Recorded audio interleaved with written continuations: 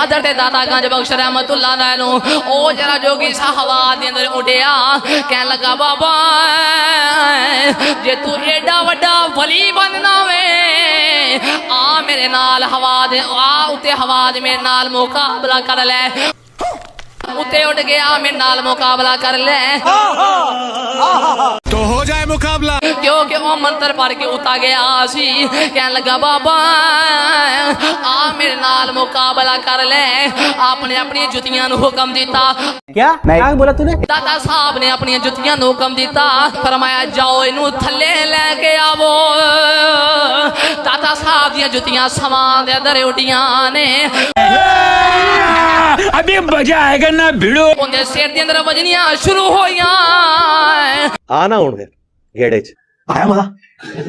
दाता साहब रहमतुल्लाह ताला अलैह दियां जुतियां जदों ओनू वजदियां ने ओ मंत्र पढ़दा लेकिन कोई मंत्र असर नहीं करदा